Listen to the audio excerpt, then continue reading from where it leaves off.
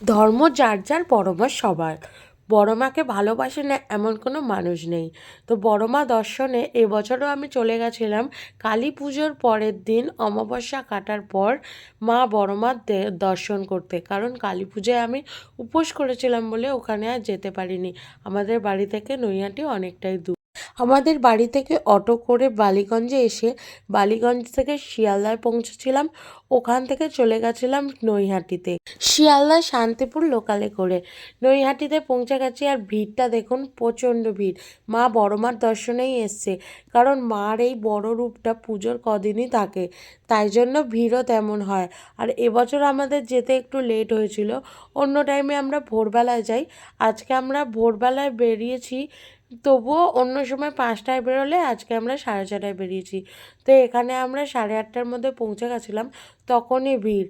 এখানে জেটিঘাটের কাছে একটু এসছিলাম, আর অন্য সময় নৈহাটির জংশনের অপোজিটের গলিটা থেকেই বড়মার ওইখানে যেতে হয়, কিন্তু এখন পুজোয় ভিড় থাকার জন্য অনেকটা ঘুরিয়েই আমাদের মন্দিরের কাছে পাঠিয়েছিল, তাই জন্য আমাদের একটু লেটও হয়েছিল। এই যে এক এক করে ঠাকুর দেখতে দেখতে আমরা পৌঁছে যাব মার কাছে। গাজাকালী থেকে আরম্ভ করে ছোটো মা বড় মা সবই পরপর থাকে। তো এই যে মায়ের মন্দির, আর মায়ের মন্দিরের সামনে এই দালানটা নতুন করেছে। আমি এর আগে যতবার গেছি এই দালানটা ছিল না, তো দালানটাও খুব সুন্দর লাগছিল। আর এই যে লেখা আছে ধর্ম যার যার, বড় মা সবার। আর মন্দিরটার সামনে, দালানের সামনে মার ফটো দিয়েছে, খুবই সুন্দর লাগছিল। আর এই যে মার মূর্তি, মার এই মূর্তি দেখার জন্য কত না মানুষ আসে, কত দূর দূরান্ত থেকে মানুষ এসছে, তাদের মধ্যে আমরাও। আমি, আমার মেয়ে, আমার এক বৌদি, আর আমার এক ছোটোবেলার বন্ধু, এই 4জন মিলেই চলে গেছিলাম মার দর্শনে। কেউ যাক আর না যাক, মাকে দেখবো বলেছি যখন যাবই। তো তাই জন্য আমরা এই 4জনই চলে এসেছিলাম। খুব সুন্দর লেগেছিল মায়ের এই মূর্তি দেখলে, মায়ের মুখ, মায়ের চোখ দেখলে মন জুড়িয়ে যায়।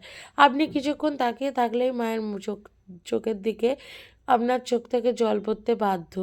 তো অনেক কষ্ট করেই মাকে দেখেছিলাম, কারণ ভিড়টা প্রচুর ছিল।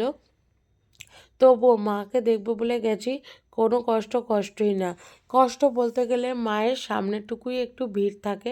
আগের বছরও আমি দেখেছি, কিন্তু তার চারপাশ পুরো খালি থাকে। তো দেখুন মায়ের সামনেটাতেই ভিড় আছে, চারপাশে কিন্তু খালি আছে। মায়ের সামনে থেকে অনেকেই সরতে চায় না, ভিড় আছে তবুও অনেকে চায় মায়ের দর্শন অনেকক্ষণ ধরে করবে, তাই জন্য দাঁড়িয়ে থাকে। এই কারণেই ভিড়টা আরও বেশি হয়ে যায় মায়ের সামনে। দেখুন মায়ের রূপ কি সুন্দর, তাই না? আর মায়ের এই বছর ছিল 101 বছর। আমি ফার্স্ট গেছিলাম মায়ের এই রূপই দেখতে 100 বছরের।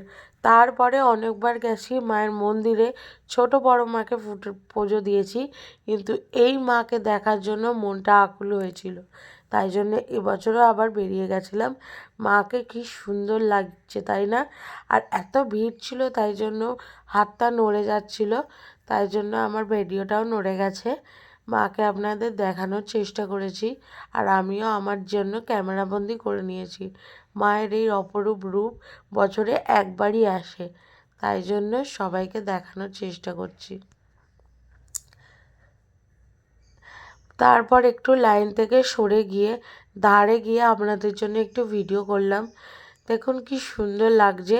আর দুটো বড় বড় কলা গাছ দিয়ে রেখেছিল সামনে,